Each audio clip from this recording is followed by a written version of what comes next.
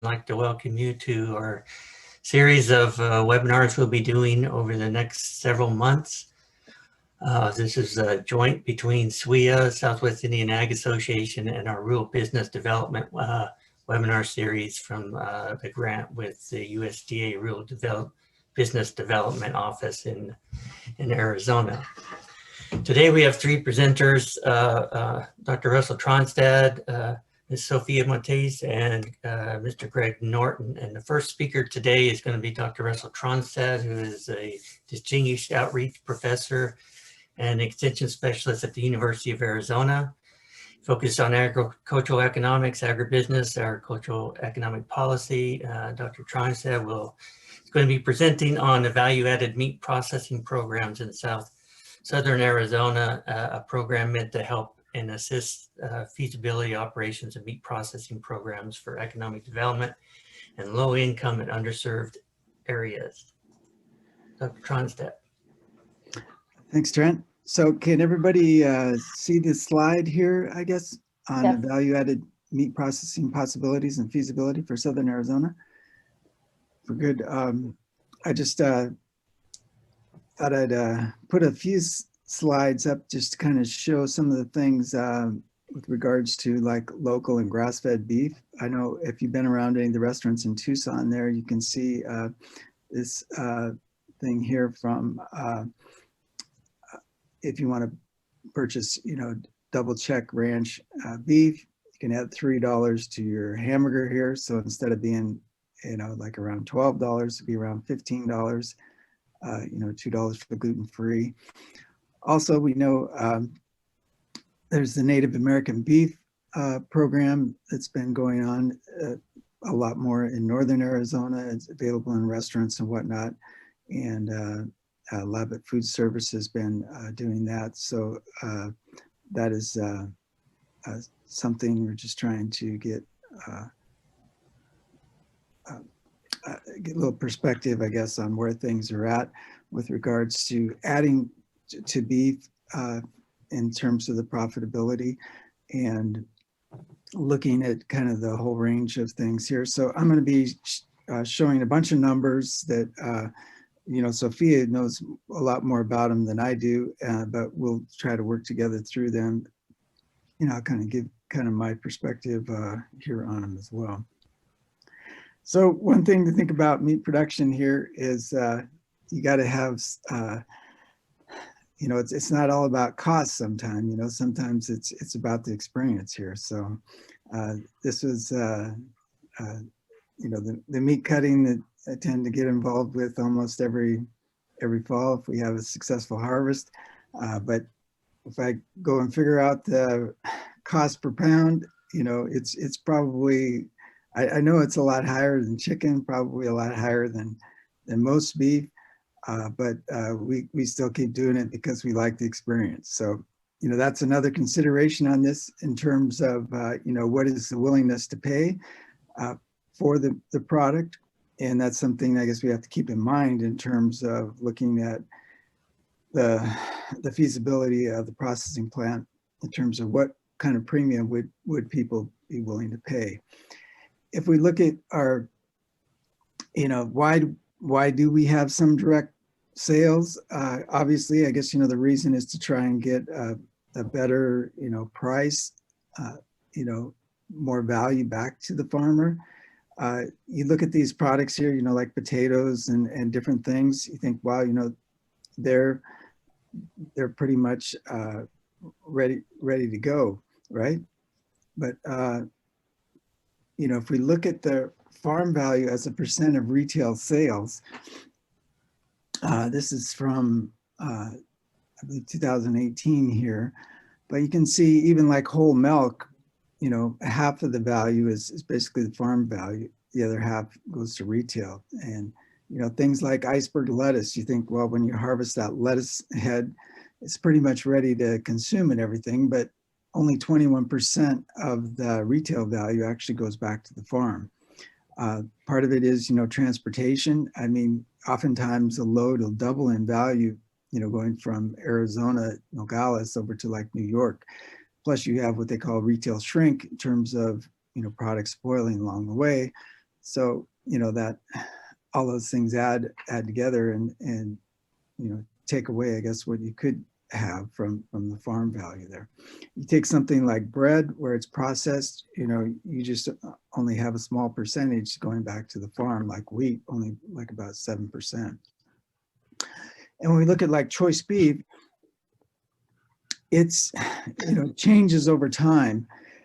And like with all the other commodities, but with beef, it changes over time quite a bit, in part just due to the numbers in the cattle cycle here. So, you know, when we have, when numbers are relatively scarce, okay, so like if we look in the period here where this farm share is a percent of retail here, this percentage over here, when it's up here in this 55% up in here, cattle numbers are relatively scarce. I mean, this was good time for ranchers in terms of calf prices.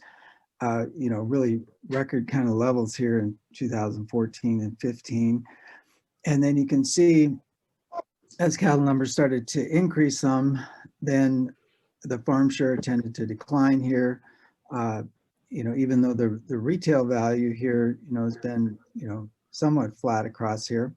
And then, you know, what really happened here during COVID period here, if we look here, you know, at April 2020 here, May, when a lot of the packing plants were shut down, you can see that the retail price jumped up here a lot. At the same time, the farm price went down. And of course, that caused the farm share to drop down to where it was just a little above 30%, you know. And of course, it's come back a little bit now with more packing plants returning and everything. But this gives you a little perspective, I guess. And this is in some reason why, you know, there's a lot of interest in small scale packing plants right now as well, because we're down, you know, at a relatively low percentage there with regards to the farmer's share of the retail value there. So I'm going to go through 4 scenarios here. We've kind of, that Sophia's looked at, and I've looked at just a little bit, but with regards to looking at, you know, processing cattle. And so I guess the first scenario doesn't have any processing, but just this kind of baseline case where we're raising the cattle on the native pasture and selling live animals to the Marana auction. The second scenario is where we're, you know, develop some irrigated pasture, and the operation buys yearlings. They feed them on the irrigated pasture so that the animals are grass fed, and then they just take them to these animals to be slaughtered and processed at the U of A Food Product and Safety Laboratory, or called the meats lab. The third scenario is where we basically do all of the cattle raising here in 2, take a lot of those inputs, but then also utilize a mobile slaughtering unit, and then send the beef halves to the U of A Food Product and Safety Laboratory for the processing. And the fourth scenario is where we essentially use the grazing given in 2 there with the irrigated pasture, but then the slaughter and process using a meat processing facility that has been developed or built there. And we also charge for processing for area beef there to try to utilize the capacity of the processing facility that has been built there.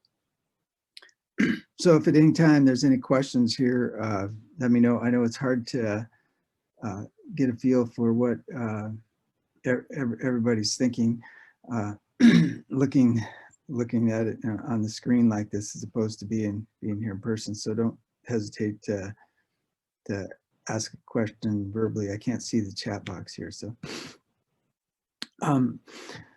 so if we look at kind of some of the inputs that go in there with regards to, you know, everything purchasing the bred heifers to some of the watering, the irrigation, that is, you know, assumed that would be provided in terms of through NRCS and other other means there, so that there's no cost associated, you know, large costs anyway associated with the irrigation there. Some of the things that do add up though in terms of the cost or with regards to the lease per acre there, and also you know, for the labors here. And of course, on the baseline, as remember, this is just the native pasture as well. So that's why the irrigation here is blank as well. But these are some of the things in the marketing costs and whatnot. And of course, given that it's native pasture, there's not a whole lot of animals that are going to be on this pasture. And basically, there was around 10 heads. But if we look at the cattle raising cost, I just note that the lease cost here on this top line here adds up to be quite a bit, because it's like what is the lease that's required there for this land. So, and it's also, this lease carries over for when the land is irrigated. So that's one reason, I guess, why it doesn't show up very good with the native grass, because you're not getting, you know, that much kind of productivity there. But there are costs, labor costs just associated with labor for managing, and these labor costs here will expand out as we go into some of the other scenarios there. So you can still see with the total costs here to operate, most of them here are on these fixed costs here up at the top, and most of the fixed costs here are driven here by that lease cost per acre there. And if we kind of just look at the cash position here, I'm going to try and go over some of this cash position here. There's a lot of numbers here, but hopefully we can get just a little feel for kind of what's going on here. But you can see that the cumulative cash position here, kind of here on the bottom, tends to go down, you know, every year. In part, you know, we're dropping down here, you know, a good almost, you know, 200,000 per year, 150,000 here anyway. And a lot of that's driven to that $130,000 cost here on the pasture that's up there. Also, all the expenses here increase, you know, at a 2.1%, kind of an inflation rate that's put in there. So that goes into some of the calculations. That goes into the calculations there as well. And you can see the labor cost, and then just having only a few head being sold. You know, this is being sold at the Marana auction. So a loss, you know, annual loss there of you know, I think like 180,000, somewhere around 150 to 180,000, depending on where you're at there, tends to occur, you know, almost every year. And, you know, the labor or the lease cost, you know, accounts for a good chunk of that. You know, if we were to look at the cost of federal grazing, you know, that would be just a fraction of what that pasture cost is. So, and move on to scenario 2, where there's kind of a co-op. We irrigate the pasture, so we develop that land, and the farm is getting the productivity off of you know, irrigated Bermuda grass, essentially. We still have that same lease cost here per acre, 163.35 up at the top. Now, though, we have more in terms of labor costs, in terms of what we have ranch manager things. So now we're essentially buying yearlings here at this point. Yeah, I believe this is right. Yeah, so we have our yearlings here that we're buying, and that comes into the livestock cost. And then we are, you know, raising these here on the irrigated pasture, and then we're taking these to the University of Arizona Food Products Safety Laboratory for slaughtering and processing. So this gives us kind of the total cost here that's associated with that. Notice on the meat processing costs down here towards the bottom, we're picking up, you know, putting out almost you know, $50,000 to $60,000 per year there on that meat processing there. Total costs here per year, running, around that $600,000 per mark there. How does that compare to on the revenue side? So the revenue coming in, or the total money coming in, though, is around that 450 to 500,000. So even though we're selling each animal on average for a revenue of around $4,500 per head, our expenses are still exceeding the revenues by roughly about $1,500 per head there when they go through to be raised there and then processed at the University of Arizona Meat Product Safety Lab. So moving to the third scenario, this is where we essentially do everything that we were doing in scenario 2, but instead of having the University of Arizona slaughter the animals, we have a mobile slaughtering unit that does the slaughtering, and then the meat is then processed at the U of A Food Product Safety Laboratory. So you can see here, we have, fixed cost and variable costs. So we have a lot more variable costs here because we, to operate the mobile slaughtering unit, we have plant manager, a $21.50 an hour, head butcher, a driver, for driving the mobile slaughtering unit, and, other costs associated with cleaning, fuel, transportation and whatnot. So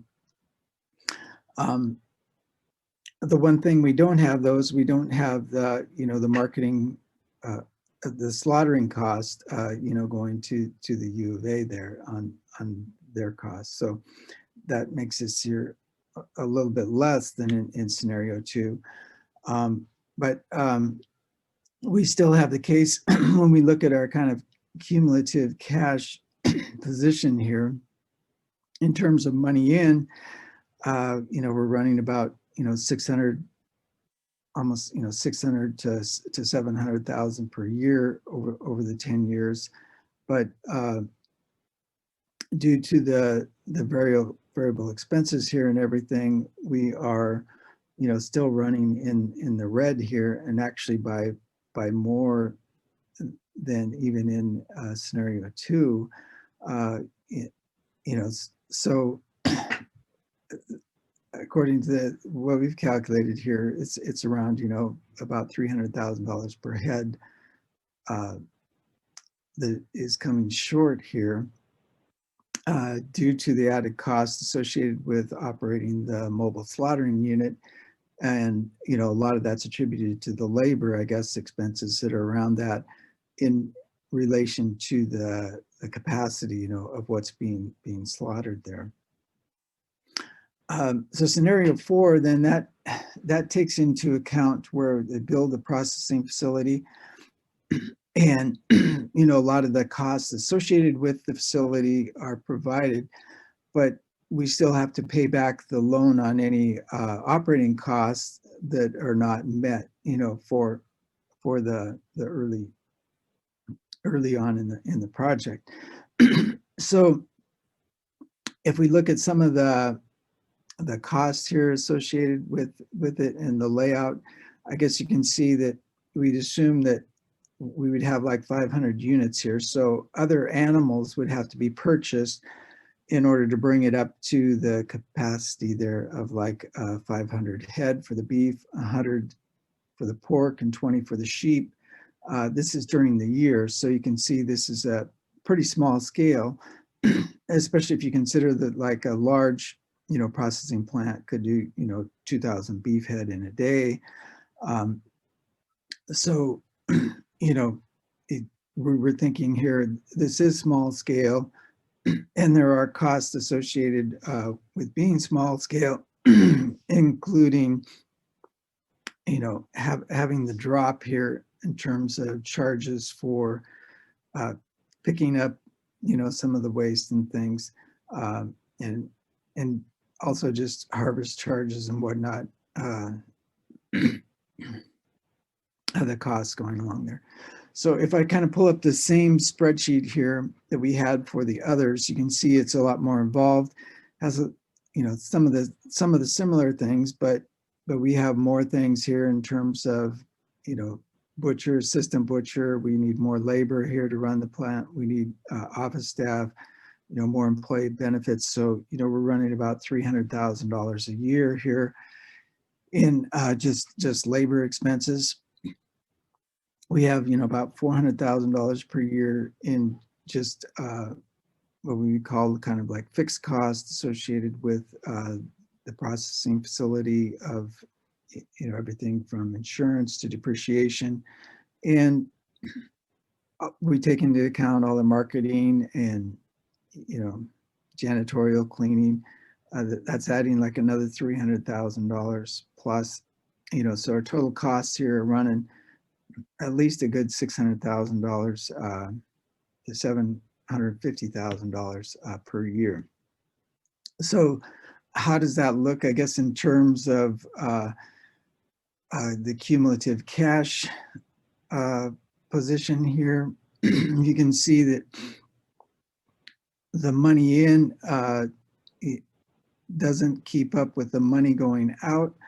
And I think a lot of that's due to the fact that the operating debt is at a 9%, so that carries over and kind of compounds in the latter years there. If we look at it in terms of the number of head of cattle to kind of break even, this is a figure Sofia came up with, you know, looking at it. And instead of, you know, being at 500 head, to be at like 758, that would kind of be enough head to break even, giving this kind of cost configuration there. So, excuse me here, but to just kind of put some more light on these numbers here, I was just going to look at a study done at Iowa State University, where they look at you know, kind of this in terms of the grass-fed product versus conventional. And while this study was done, you know, several years ago, and they never actually had trials of all the animals on grain-fed and grass-fed, but they, you know, put together their best estimates with regards to how the animals gain, days on feed, and those kind of things. Because the one thing here that you have to keep in mind is that when you go grass-fed, it takes a lot longer for the animal to reach the slaughter weight than grain-fed. So, you know, that's more input and more days going in there. So I was just thought it'd be useful to look at, you know, some of their bottom line numbers here. And they also looked at the organic, you know, both grain-fed and grass-fed, which is, you know, somewhat kind of unique. But, you know, they have different slaughtering weights here. So the grass-fed being, you know, 1,029 pounds, versus the grain-fed being right up to around 1,250 pounds, and the conventional grain-fed being, you know, 1,400 pounds. So conventional would be, you know, grown with implants, whatnot, so they gain faster and also tend to be at a higher weight there, slaughter weight. And the carcass weight you can see is highest for the conventional grain-fed. So that's something to keep in mind when we look at some of these inputs here. So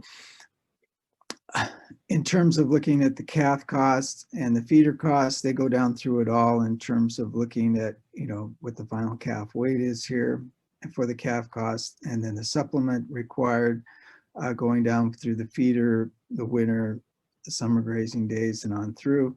So I guess, you know, one of the things I'd highlight that's kind of key here is just if we look at the days of post-weaning and the total feed cost here, you can see for the organic grass-fed, the total feed cost, you know, $610 per head. Organic grain-fed, you know, 697 the most, and then the natural grass-fed was 664, but the natural grain-fed was only, you know, 269. And conventional grain-fed was 294 because they were heavier weight, more than the natural grain-fed. But the days post-weaning, you can see organic grass-fed and natural grass-fed have the most days post-weaning before they reach their slaughter weight. So, that is time and money for the grass-fed operation in terms of, the grass-fed beef that you have there. They also put down the things here in terms of calculating, the price needed to cover the total cost on this bottom row here. And they also give this kind of lifetime profit per head that they calculate out here. You can see, they calculate the conventional being the most profitable and the least profitable being the natural grass-fed, in part because the price premium is not there. They had a price premium here for organic grass-fed relative to the natural grass-fed. And then down the bottom here, of course, then they put the price needed to cover all costs. You can see for the natural grass-fed, which would kind of be the scenario that we would be looking at, they had a price of $202.22 per pound, which was the highest here. So this has been done over 10 years ago, so you'd have to inflate the prices some, but the relative prices are still pretty useful to look at. And basically, their conclusion was that, the organic grain-fed surpassed the conventional only if you could get a 30 to 40% price premium on the grain-fed. And that the grass-fed systems typically would need that 60 to 70% retail price premium over conventional to be profitable. So, if you think you can really get that kind of price premium on the grass-fed system, then that becomes a game changer in terms of, making the numbers work. But if you can't get that kind of price premium, for the number of head that you're running through, then it becomes, more precarious as to how you're going to cover all your costs there. So is kind of the, I guess, summary of the slides I've got. So Sophia, is there anything you want to add on that or go over? I think you covered everything very well. I mean, there's still some numbers there we still want to look at a little bit more and go through. I know this is kind of a first draft on them. Yeah, it's a work in progress. Yeah. A question on developing the mobile slaughter facility on that. If that was a rural development grant or something with knocking that initial investment down, would that? Yeah, I mean, that's we have the initial investment, being provided. So that's why I was making that point about the carryover. So if they don't meet if you don't make all your,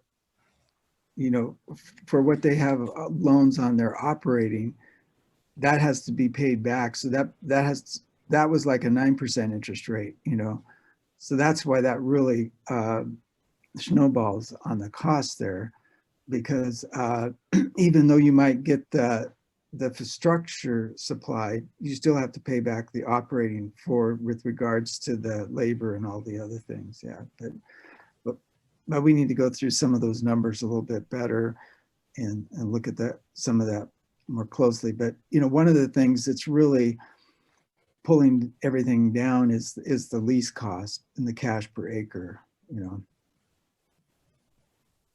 Especially in that first scenario when it's just when it's just native desert pasture and you're not really getting a whole lot back. Yeah. And it's good adding in there the other animals too, because I know volume and keeping the plant going is an important part. And I also know that I think Nevada is looking at building a mobile slaughter facility for I think the university is going to run up there. They have just involved with some of their numbers. And one last question I have, and maybe some other ones are out there, is that mobile slaughter facility, that's just going to state inspected? That's how But it relies heavily on the numbers from Nevada. Yeah. Okay. Yeah.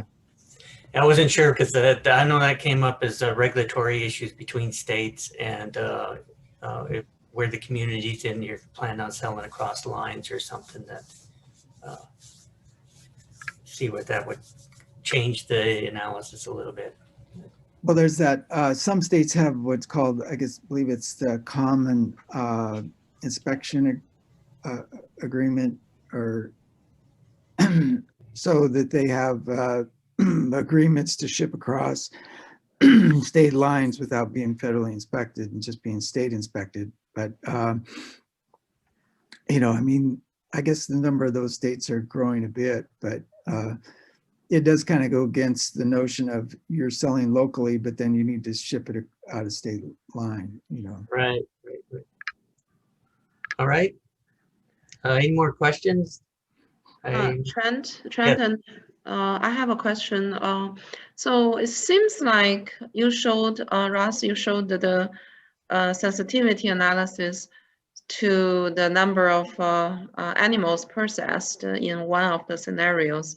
So my question is, like, first of all, how did you come up with the 500 animals for, I guess, for all the scenarios?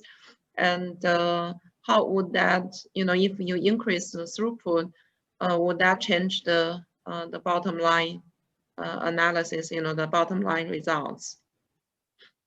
Yeah, no, I guess Sophia could answer in terms of where the 500 hit came up with in terms of the, I think that was the plant that you were kind of following on there. But I'll always, of course, yeah, I mean, with any like, you know, slaughtering facility, the fixed costs are very high relative to the other costs. So yeah, whenever you can increase throughput, you know, you're going to bring down your overall cost.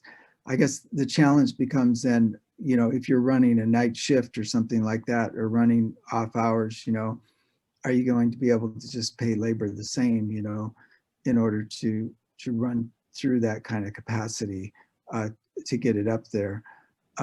Yeah, but that's basically, you know, shows like that first graph I showed with regards to the percentage of the farm share. I mean, that's really being driven a lot by numbers in the cattle cycle, you know, because if the packers can run more cattle through their plant, you know, then that helps them. If they're at the low part of the cattle cycle where there's not as many cattle, you know, then the farm share tends to be higher, you know, and the packers are doing as well, because there's, yeah, exactly as you say. I mean, they're not running as many animals through. So there's, you know, that's something to consider. The only thing you have to consider is, you know, how many local beef can we run through the system, you know, because like Paul Schwenneson, he markets, you know, Phoenix and Tucson all around. And, you know, how many head is he selling per year?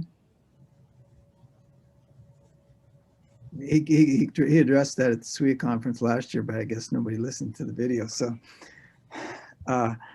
it basically about 120 head, you know. That is per year, right? Yeah. Well, that's pretty minimal. Yeah, I know. So, I mean, you have to think about how much can you move in the local market here and, you know, achieve kind of the higher end of the grass-fed prices, you know. Mm-hmm. How many heads UFA processes a day or a year? Yeah, so it's not that many either. That's I think they're around like maybe upwards of 300 head or so, 400, somewhere in there on the cattle. But they also do, you know, the hogs, all the 4-H hogs and the sheep and stuff. So they would have more there. But yeah, because they do a fair bit, as I understand. I don't know for sure on this, but with the V-Bar-V, I think they're probably maybe do like, you know, 100 or 150 of those animals. And then, you know, there's probably another 300 or so, you know, from the other area ranchers around that process their beef through them, you know. Mm-hmm. Yeah, those are the good references. So, yeah. Yep.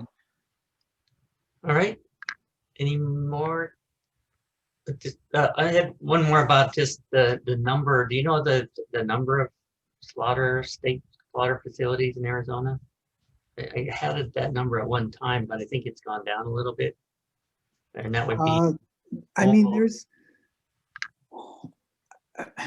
yeah, I guess it depends on how many that are, I mean, there's still the plants. What happens, I think, instead of, if they're dropped from being state inspected, then they'll just go to where they're selling custom, you know? Yeah. But I mean, I think there was supposed to be a new plant coming in line somewhere in the Florence area, but I haven't seen anything from that. Or anything. I don't know.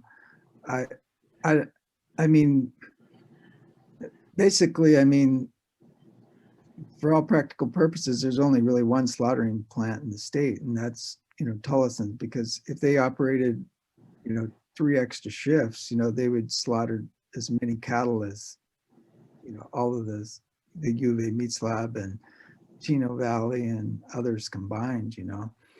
So, I mean, the capacity really lies in for the state, and the slaughter capacity lies in the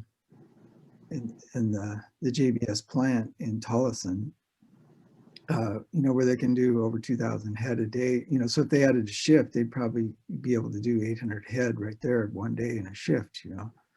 Yeah. But, you know, all they do is Holsteins, you know, so that they don't really impact any of the beef side, because their market and niche has been developed, you know, having a consistent product. It started with the California lean beef that they started out doing, and, you know, selling that to California largely, but now they kind of market that to Kroger and, you know, all the places around. Okay. Well, thank you so much. Any other questions? All right. So, I'm sorry, I had one. okay. Due to the cost that you reflected, what are they looking at I don't know, the future aspects of the amount of rangeland profit compared to like society build out, when I mean like communities. Because when I'm finding out in some of my research with other colleagues that more and more of our city and municipalities are growing, but then we have the amount of rangeland management, how much cattle, like you're presenting, that we can grow, or what livestock. And I'm just trying to figure out, have they done research on that, like figured out the amount of production that they think they can get out? I mean, because it sounds like it's getting worse. Well, I mean, if you look at Arizona, I mean, basically, we had a lot of cattle right after you know, before we really even statehood, you know. That's when they said they had a lot of overgrazing in the state, you know. And then, you know, if you look at it, just numbers in the last, you know, 30 to 50 years, we had somewhat of a downcline in terms of, you know, reduced stocking pressure to try to, you know, get some of the rangeland back in better condition, I think. Well, and the part of the argument too was some of the ranchers were losing their allotments because the land was deemed ungrazable, too steep and whatnot. You know, they were counting, you know, that.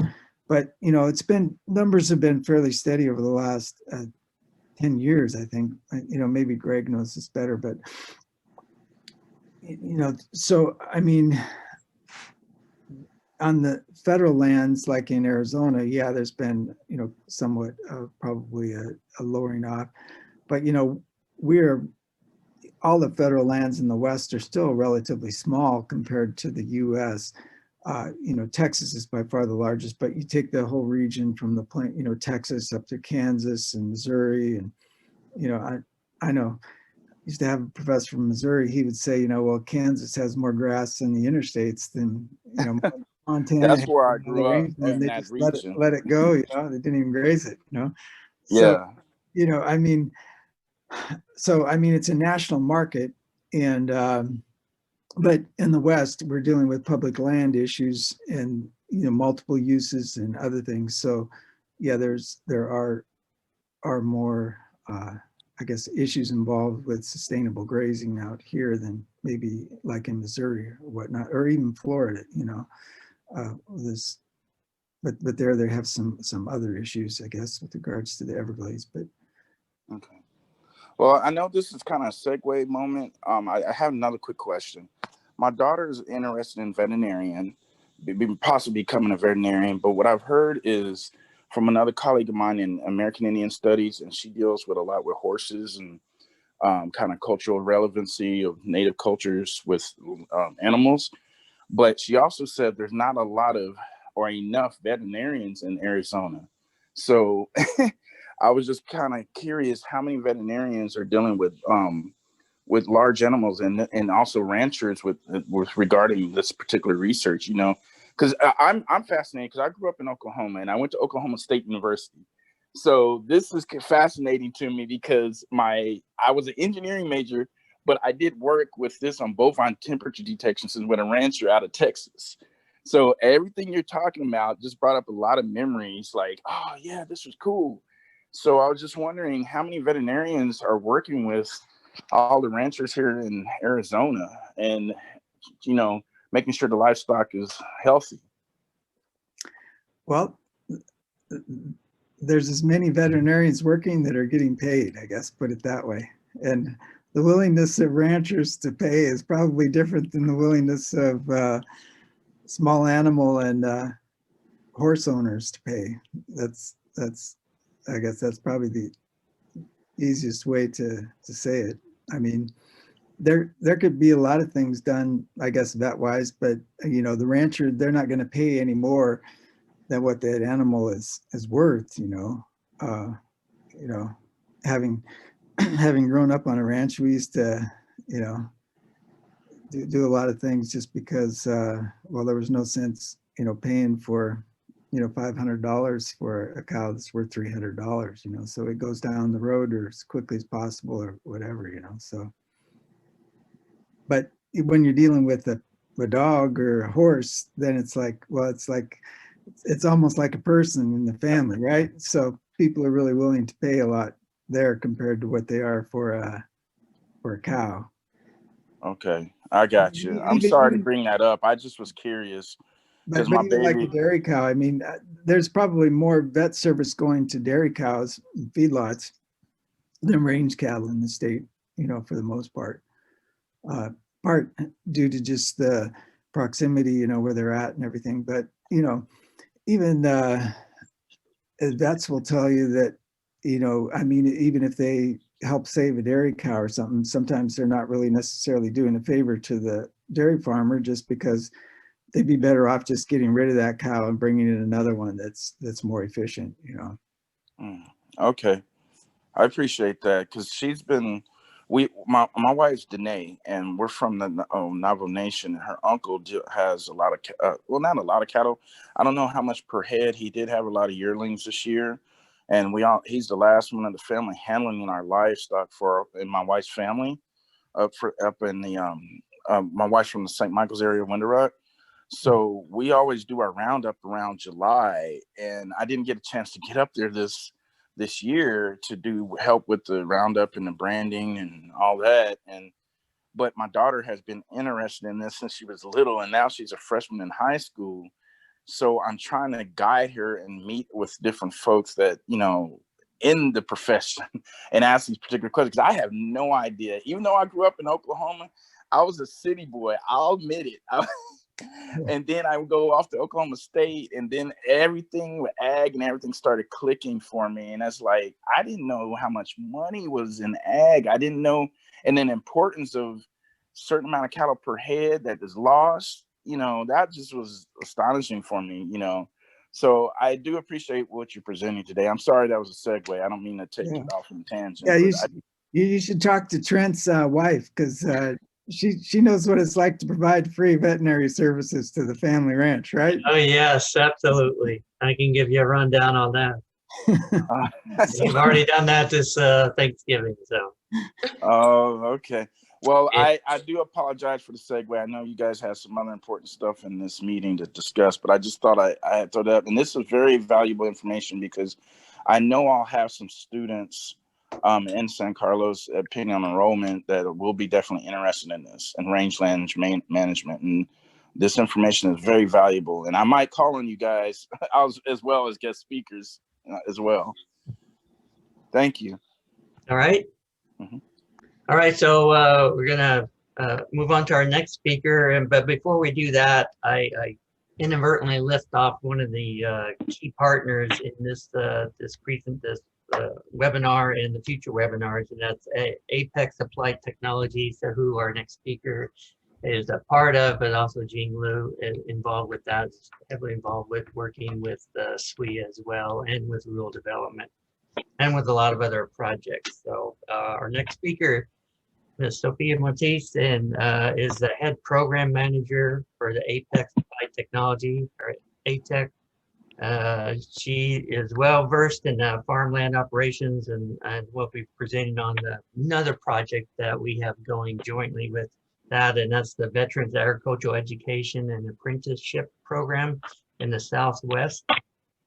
And that's aimed to help military veterans enter the sustainable careers in the agricultural and green industry. So, Sophia. Great, thank you, Trent. Appreciate it. Let me just share my screen.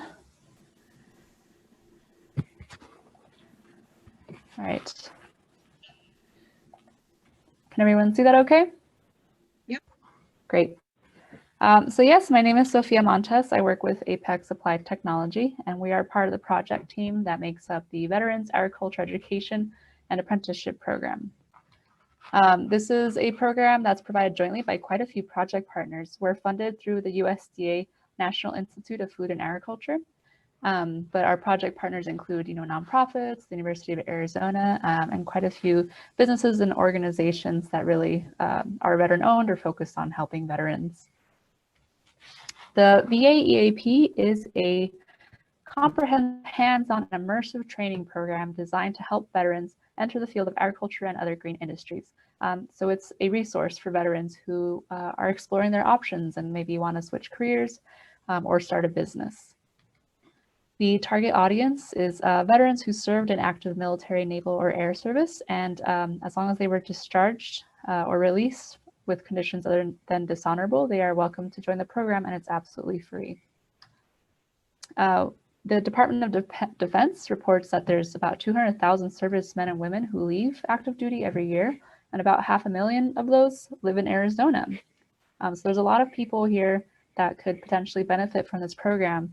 Veterans do face a variety of challenges, including mental health issues, physical disabilities. They have a higher suicide rate and a higher rate of unemployment and homelessness. So this is a population that definitely needs support and could use additional resources.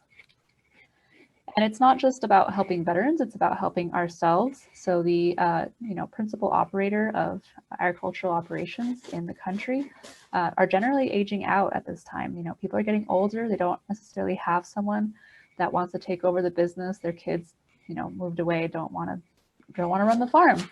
So there's a big gap that only keeps widening in terms of the need for agriculture jobs and the availability of people who can meet those roles. So yeah, there's about 60,000 jobs each year, but only about 35,000 graduates from agriculture related fields that are available. Veterans have a wide range of life experiences. They've already developed skills through their service, and a lot of these skills can be directly applied to jobs in agriculture.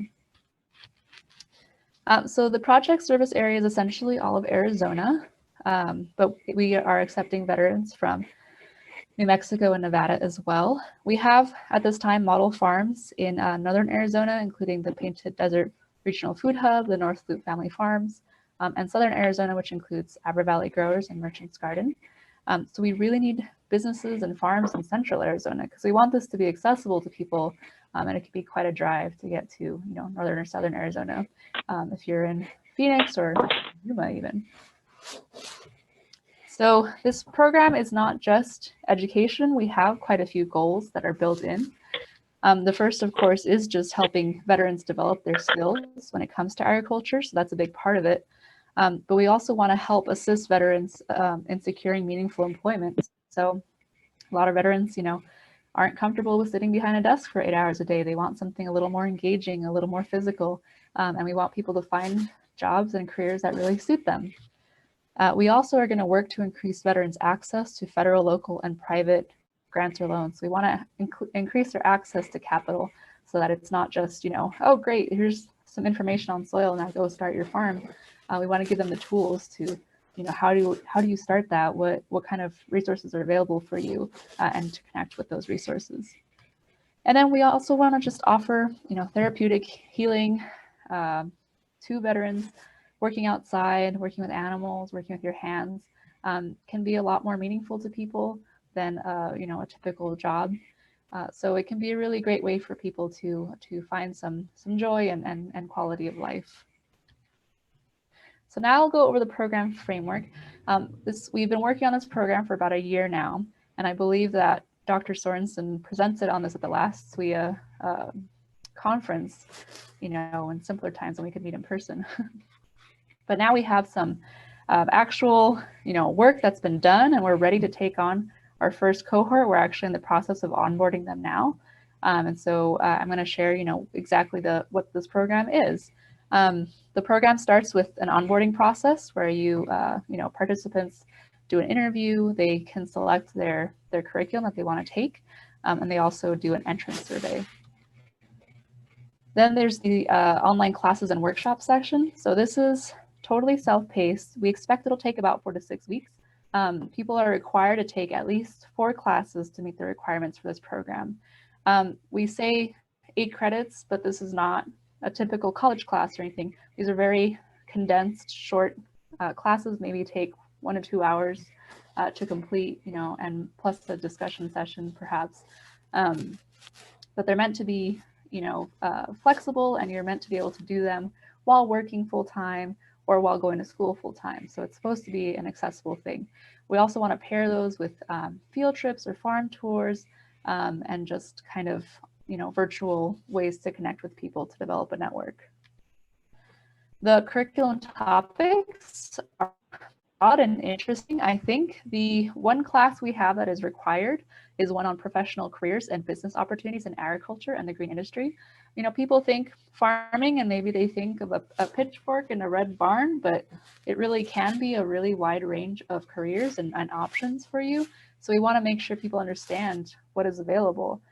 So this class will cover, you know, the different things you can get into, whether it's nursery production or landscaping even. There's solar technology, and there's now even drone technology. So it's a wide industry where you can really find your niche. We're going to talk about personal finances because this is important, you know, for starting any business or career, just general tools and how to plan and manage your finances. We'll also have information on business management. So, you know, what you need to organize your business, to keep your employees happy, to keep your budgets and records on track, all these kind of nuts and bolts that people require to run a business. We're going to have and horticulture production basics. So this is what I think is the fun stuff, all the plant science, the soil science, kind of the agronomic tools you need to get out there and kind of work the land and develop products from the land, as well as marketing those products. There's going to be information on solar technology, so the different types of photovoltaic systems that are available, you know, using solar to pump water, to make fences. This technology just keeps getting cheaper and more accessible, and is a great, you know, renewable resource. So we really want to explore that, its role in agriculture. And drone technology is also kind of a new thing that's happening. I will probably sit in on some of these classes because I'm very curious, you know, how people use drones in agriculture. But there's a lot of different ways, and we're even hoping to have some hands-on workshops with drones and really get people familiar with this side of the industry. And then, of course, you know, small engine maintenance. Whether you're using a rototiller or a small tractor, being able to maintain your equipment is essential for any business. So again, you know, we're really trying to make this a very practical set of classes that will help you develop these skills. After people finish their online curriculum, they can then choose an apprenticeship farm location. So at this time, we have about 4 farms that are committed to hosting apprentices, and it's a 1-week internship. You go to the farm and you stay there for a week. You shadow, you know, their workers. You do whatever they need to do, but you also get to do a training session with the farm manager or the owner. So it's not just you working, and doing stuff for them, but you learn from them. You get to understand what it means to actually run a business. We also will offer a travel and lodging stipend for people of $600 for that week, because we really want to make sure that if you take time off to do this, you're not going to be financially struggling. We want to make it accessible to anybody who wants to participate in this. But yeah, and people will also do a report, and we'll do a discussion group afterwards to talk about their experience. And then we will also include a career discussion. So participants can talk with a professor or mentor and really kind of just brainstorm what they want to do. Maybe you already have a business and you just need help with, a business plan or a feasibility study. Maybe you just want to brainstorm what your business could be, or maybe you just want a job referral or to network with somebody. So we really want this to be part of our program and to offer these services as well. And then a certificate of completion. For all the different tasks in our program kind of add up to about 12 credits. So that you have to, the standards you meet to graduate. You get a certificate of completion. If the world is a better place, we'll also have graduation ceremonies, we hope, so people can celebrate and meet each other and, have fun.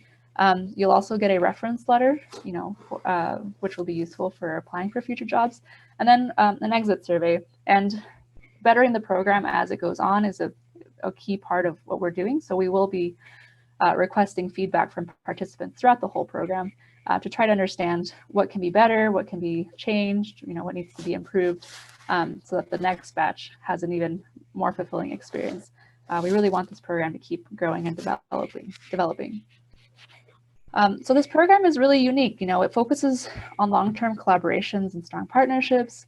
Our project team is very impressive. We have a lot of really knowledgeable people and great organizations that work with us. We're focusing on very innovative technology and sustainable, solutions. We are hoping to have a large number of options all over the state for both, farm tours, apprenticeship locations, and workshops. And we're going to work directly with veterans to increase their access to capital. This is not just, again, you take a class and you go figure it out, but we give you the tools to make your goals a reality. We really want to enable people to do what they want to do. So in terms of how can you help, we are looking for participants. As I said, we're taking on our first cohort right now. We're really hoping to have about 30 to 50 people participate each year. It's been a challenge getting word out of this program and kind of letting people know that it's happening because of COVID. All the fun activities we were going to do this year just got canceled. We're also really looking for more host farms or businesses that would like to host a tour or workshop. So you don't necessarily have to commit to hosting an apprentice for a week.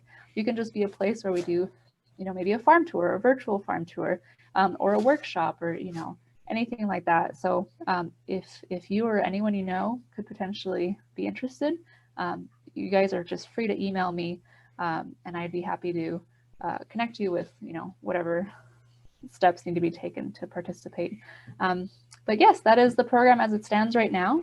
And thank you. And I will take any questions. All right. Do we have any Sophia? Yes. Those classes you were talking about, the workshops and stuff. Yes. Can you send me some information so I can try to distribute out to some of the veterans here? Yes, definitely. I will send you our whole little flyer packet. Oh, okay. Yeah, that would be great. Yeah, and when you're talking about, are you talking about, the veterans actually starting a business? And you did say that if you already have, a business, that would help. Like we're in the cattle business here. Right. So, and the thing is that I think Russ touched on it about the pandemic. Right. And the way the prices are going with the cattle. And I always, my vision and goal was to, in our range, in B6, on the town automation, that I wanted to established the range. Right now we're about, I want to say about 95% completed with our fencing projects. And then I wanted to set up kind of like a training facility, to do like vaccinations, artificial insemination, like a training area. Sure. And but of course that takes money.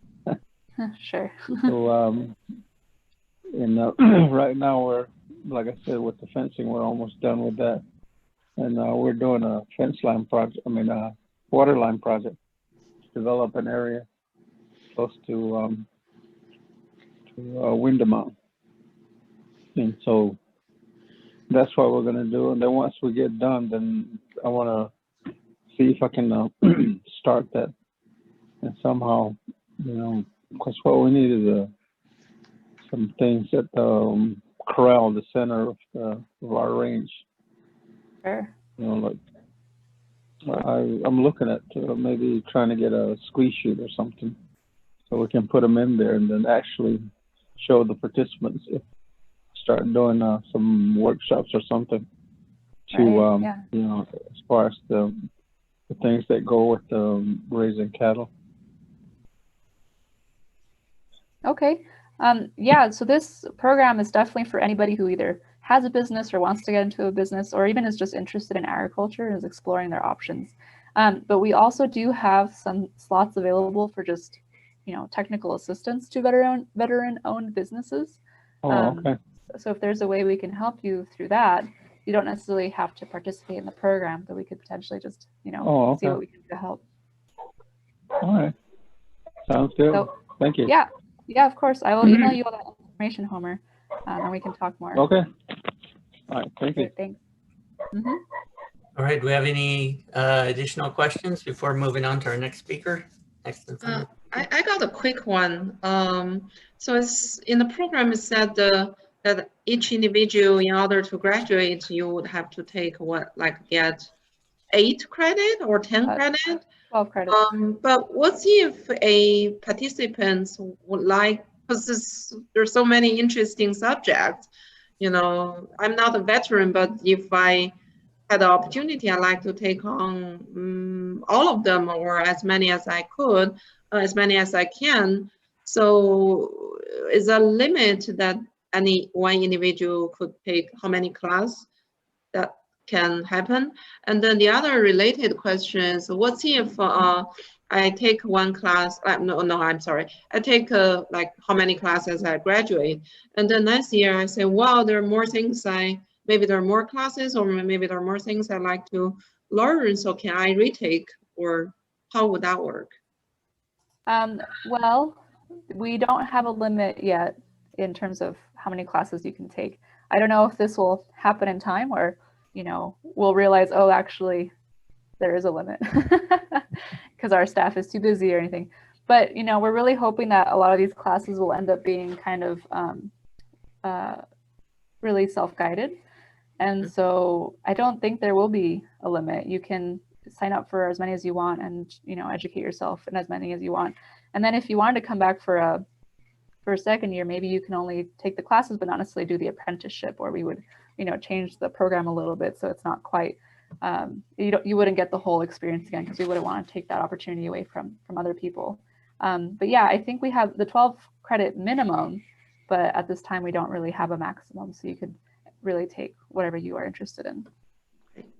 Thank you. Okay.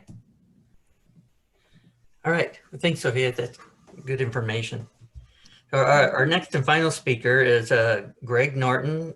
He's with the Farm Service Agency. He's a district director for the Northern Arizona.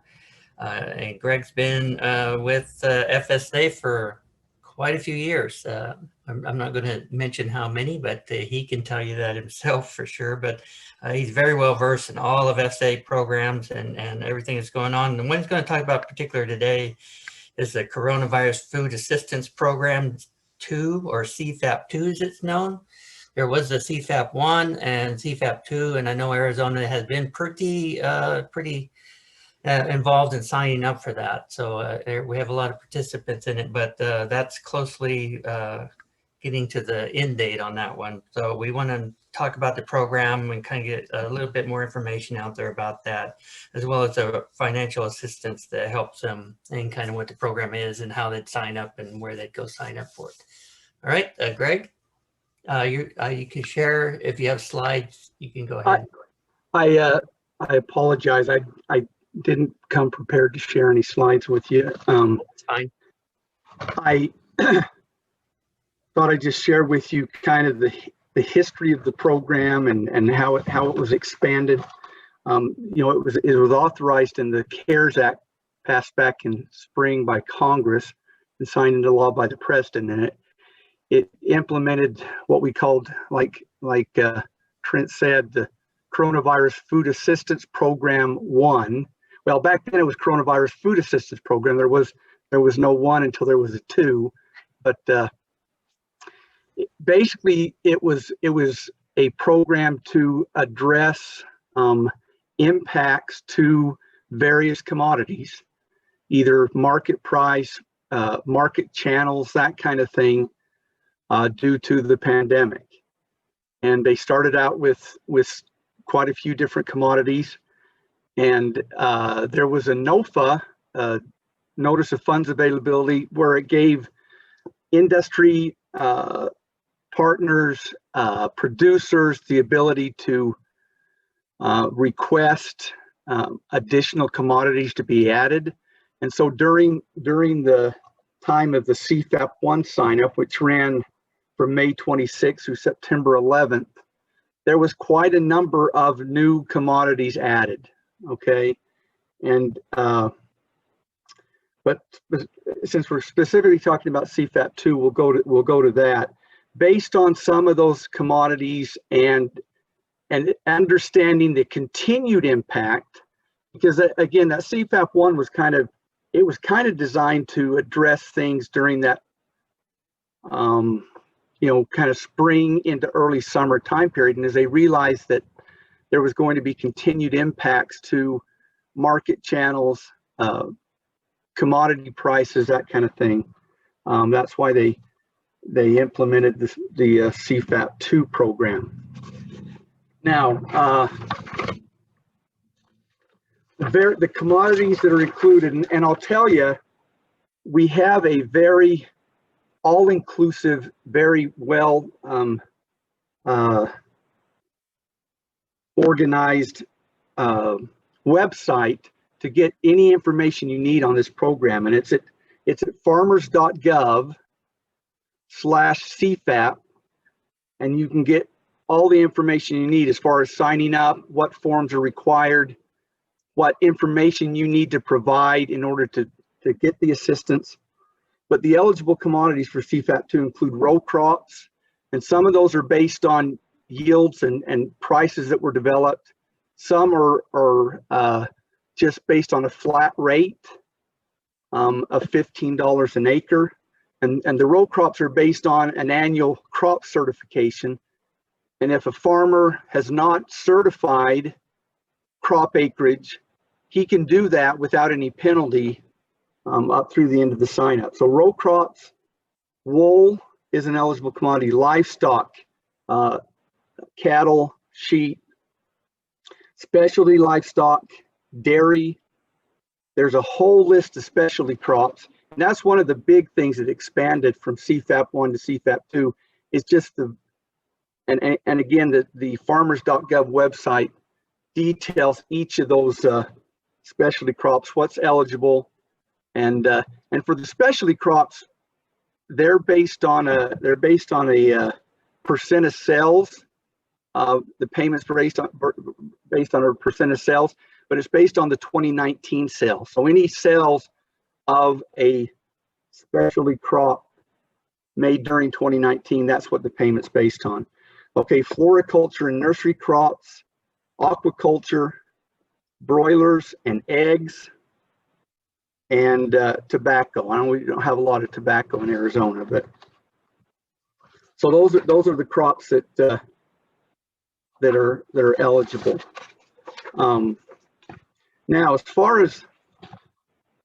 one of the big issues we've had, and I know everybody has dealt with this, is that with the impacts of the pandemic, our outreach to Native American communities has been very difficult. You know, one of our biggest areas that we serve, especially in our northern counties, is the Navajo Nation. And historically, when we've had programs that will benefit livestock producers or agricultural producers out there, we typically do a lot of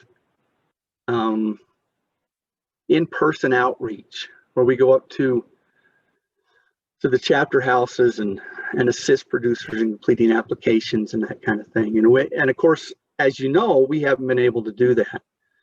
So what we've had to do, and especially in a lot of cases, the technological barriers that there are up there as far as internet and email and that kind of thing, we've had to do a lot through, I guess we refer to it as snail mail.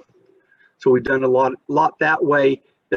We are able to do some emails, but so we've done both for CFAP 1 and for CFAP 2. We've done a big push on mailing out applications. The majority of our applications, for example, up on the Navajo Nation, in fact, in a lot of the tribal communities across Arizona, I mean, we primarily are looking at livestock, and the way it works with livestock is for CFAP 2, it's based on an inventory between April 16th and August 31st. And that inventory is of non-breeding livestock, okay? So cows and bulls are not included. And the whole reasoning behind that is the economists who came up with all our payment rates and determined what commodities were impacted, what commodities need to be included. They determined that for the most part, the breeding livestock, your cows and bulls, for sheep, it would be the rams and the ewes. You're not selling those. Those are used to continue your operation. And so the inventory is based on, it can even be nursing calves, young calves. Again, April 16th to August 31st. Steers and heifers, yearling carryovers, replacements. As long as the animal has not had a calf, even if it's a bred heifer, it can be included. And the payment rate is $55 a head for those. And I think, let's see, on the sheep, let me see if I can find that here.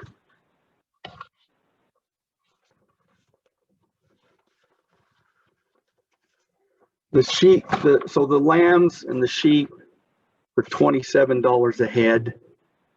And then also hogs and pigs are eligible at $23 a head. So, but again, there's a huge wide variety of commodities that can be included and so what we've had, especially in our offices down south, where most of the farming goes on, is we've had people come in that have never applied with any program with FSA in the past, because there's really not been a need to. But with the advent of the coronavirus food assistance program, we've had a lot of new producers coming in. And so to apply basically, you can apply online. There's also a manual application that you can print out and apply. And you need to reference your sales, inventory, and other records. So like I said, on specialty crops, it would be your 2019 sales. It's your inventory. So any inventory records that you've got to show your inventory for 2020 is what you would need to apply now. CFAP 2 is a self-certification program. And so the documentation of your inventory, your sales, does not need to be submitted with the application.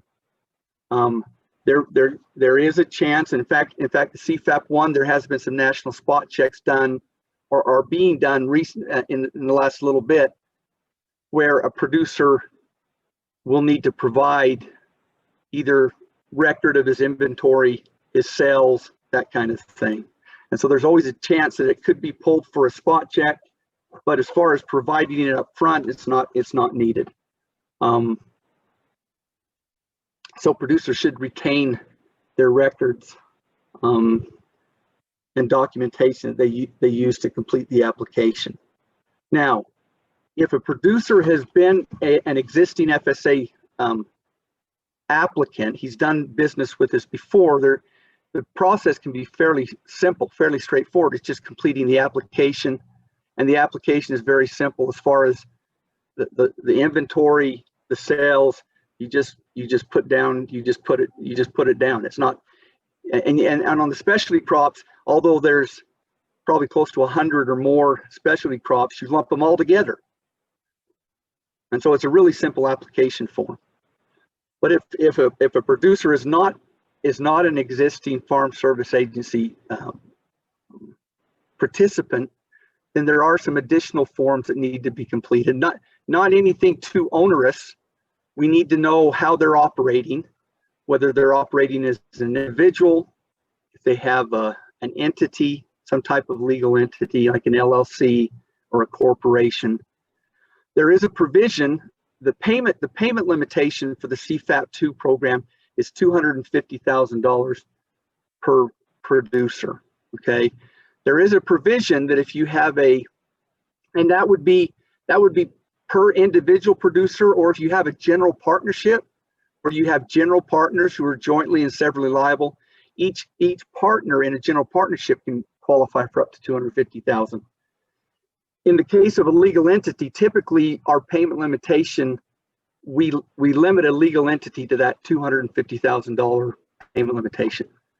But they put a provision in the law that allows the members of a legal entity, whether it be a member, say a member of an LLC, a shareholder of a corporation, if those members will certify and that they provide at least 400 hours during the year in either active personal labor or active personal management, then we can basically add payment limitation to their application.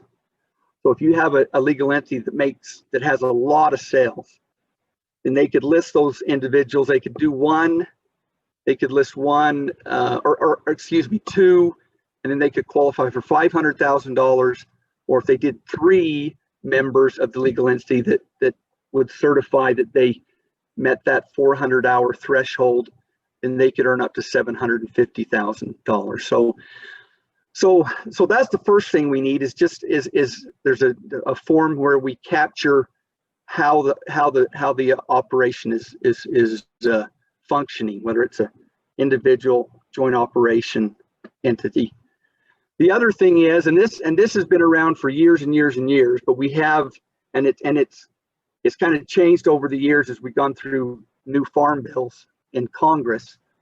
But there is what we call an average adjusted gross income certification. And basically what it is, the simple explanation of what it is right now is that the average adjusted gross income cannot exceed $900,000.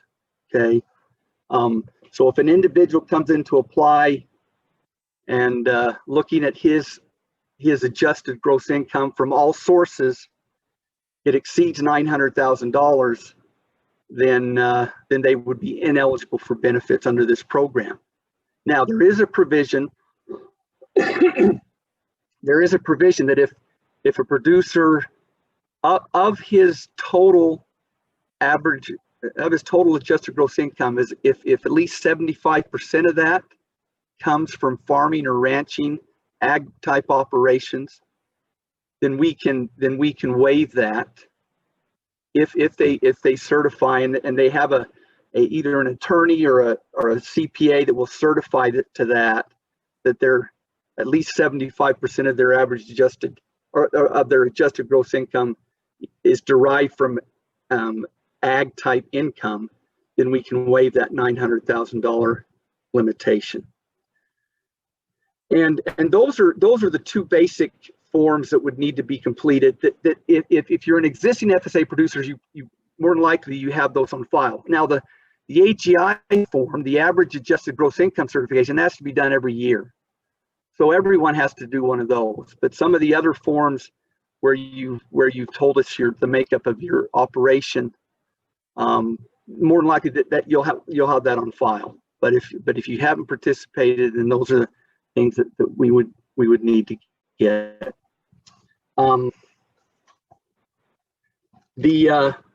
Again, the deadline is coming up right away. December 11th is the deadline. We have taken, I don't have the numbers in front of me, but I know that we've probably taken well over 2,000 applications statewide, from farmers, ranchers. I mean, a lot of our money does come from livestock interests. Our offices up north here have taken several hundred applications from tribal community producers, Navajo Nation. I know further west, our office there in Flagstaff takes applications from the tribes there near the Grand Canyon, and of course our office in Holbrook administers programs for the White Mountain Apache and the San Carlos Apache. I know that our CED there has been taking applications for their livestock operations. So there was our secretary, our undersecretary for our mission area, made a comment. He said, as far as we know, there won't be a CFAP 3, but we'll see what happens. I don't know. But as far as we know, this will be it. And again, it's December 11th is the deadline. But again, if you're wanting detailed information, and it's, like I said, it's formatted really well as far as it's got links to all our service centers around the state, so you can find out where you need to go to make application, what contact information. It has all the contact information. So that, again, that's farmers.gov/CFAP, and it's got FAQs to answer questions. But again, the most important thing is it has links to all our county offices, and so hopefully it's been as I saw some of those prices, livestock prices, the way they've been impacted as this pandemic's gone on, it's been really tough, and going through probably just about the worst drought in the history of Arizona. When you tie the pandemic to that as well, it's been a really, really difficult year for agricultural producers, that's for sure. I think that's all I've got. If you've got any questions, I'd be willing to entertain any questions.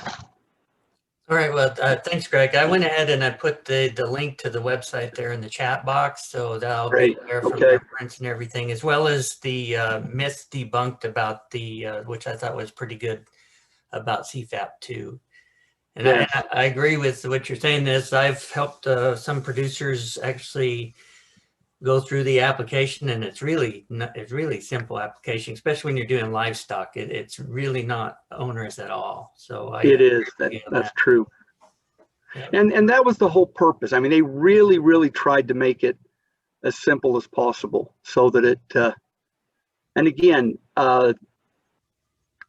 there's no requirement for records or documentation. It's important that the producer has those on hand, just in case, how he came up with his sales amounts or his inventory, that kind of thing. But yeah, they made it a really simple process.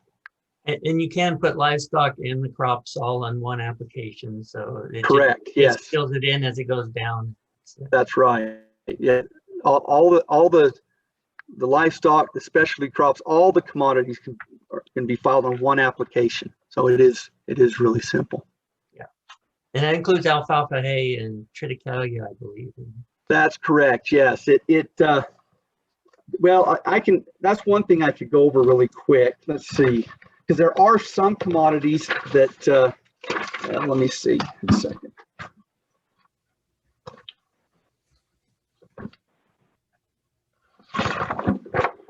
Oh.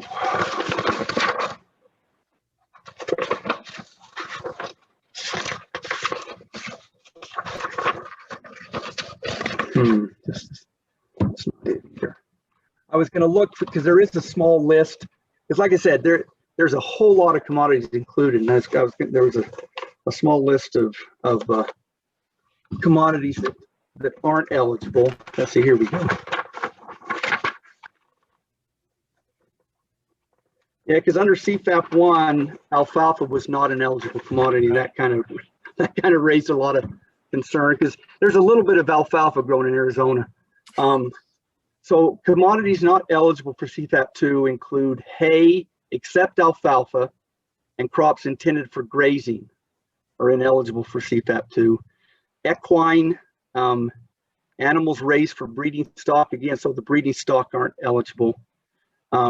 Companion or comfort animals, pets, and animals raised for hunting or game purposes. Those are some of the ones that aren't eligible, but that website will give you all the different commodities that are eligible. Any questions?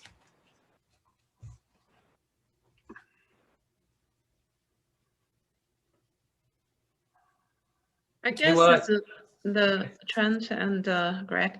I guess the deadline is coming up. But anyhow, we like to offer any assistance. You know, if you would have anybody that they are interested in signing up and register and apply for this program. Right. And even though the application is simple and straightforward, however, if indeed somebody would need some assistance and to fill the application, to try to interpret some of the languages, then we are more than happy to provide assistance, and our time and effort will be covered through some of our existing grants with USDA. So feel free to point them to our direction. Okay. I know there's not that many days left. Right. But are more than happy to assist in whatever. Okay. Well, I appreciate that. Yeah. Like I said, it's there's just with and the reason for the CFAP 2 program is because of this pandemic, and this pandemic has caused all kinds of obstacles with implementing getting these programs out, just because of because in a lot of our tribal communities the pandemic is hit very hard with the virus, and so it's been really difficult with lockdowns, and so we just have not been able to do what we normally do to service the tribal communities, because that's the way we've been able to get it done over years, and it's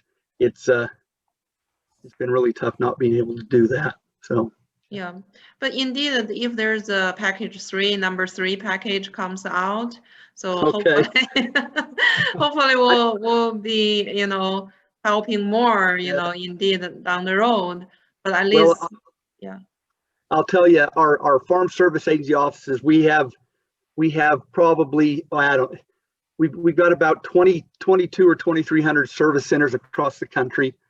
Those employees that work for FSA, they love helping the agricultural producers. This has been a tough go though. There's been with everything going on with our operation status, because we can't allow producers in the office. So that's another thing that's tough. So even those that typically would come into our office to sign up for programs, we've not been allowed to do that. So we have to do things email or telephone. And so there's been a lot of stress on our county office employees, our field office employees to get this done.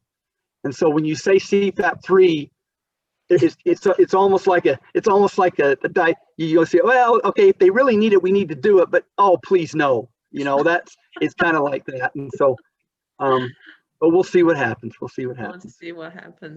So Right. but I appreciate that offer.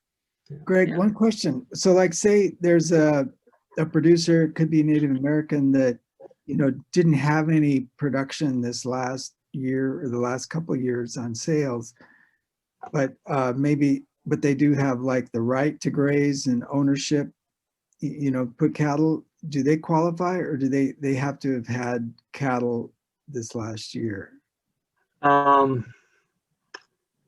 Well, yeah, unfortunately, as far as the livestock go, it's based on this. Well, for sheep, since we're past CFAP 1, under CFAP 2, there was a component of it where if they had sales in the first part of the year, January 15th to April.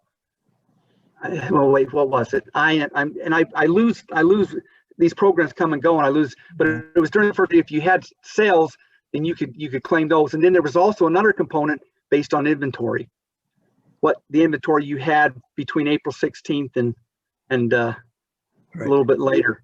Now CFAP 2 went straight to just inventory, and so for CFAP 2, yes, it's based on inventory, number of animals. So now if they have, say they sold their livestock, Right, because like say just because they didn't have the pasture, you know, they didn't. right, exactly. If they had livestock anytime during the time period of April 16th to August 31st, then even if they no longer have those, they could apply for. But they basically had to have cattle. They did, yes, right. That's so correct. If they sold off before then they're out of luck, basically. Yeah. And if they did sell off before then, hopefully they applied for CFAP 1 and got some money. But yeah, for CFAP 2, it's based on the inventory between April 16th and August 31st. And well, and I appreciate all the information, Greg. I know you also have a lot of other programs that are out there that are really good to work with for the producers as well. Yeah, not just the special ones, but yeah. Yeah, and luckily we've had some, you know, for livestock producers, we've also had, and this is a program that we've had for, I think it's since the 2008 Farm Bill was passed. So that's been quite a few years now. The Livestock Forage Disaster Program, and we implement it based on a drought as determined by the U.S. Drought Monitor. And of course, if you follow the U.S. Drought Monitor, I don't think Arizona's ever looked like this. Almost the entire state is at a D4, which is exceptional drought. And so it's so we've got that program going on as well. So we had continuous sign up. That one, well, it's not continuous, but we are eligible for 2020, and with the way it looks right now, we will be for 2021 as well. But for 2020, the sign up for LFP, Livestock Forage Program, runs through the end of January of next year. So there's that. We're doing that one as well. And what we did basically when we sent out all the applications for the CFAP 1 program, we also sent out LFP applications. So we've gathered a lot of those as well already. Great. All right. Well, I know you've been hard at work a long time up there, and you were going to say, and I don't want to brag, but I'm just over 30 years, so it's been a while. Yeah. All right. Any other questions? Okay, well, I really appreciate all the speakers' times and all the information there. Like I said, this will be recorded and it will be posted to somewhere. Sophie, do you know where it's going to be posted? It'll be posted to our YouTube channel and then distributed, I think. Okay, yeah, so you can always go back and look and see how things were, and you can pass it on to other folks that might have missed it because of the little bit of the time confusion on there. So we could send it out to other people so they could review it, and so that would be good.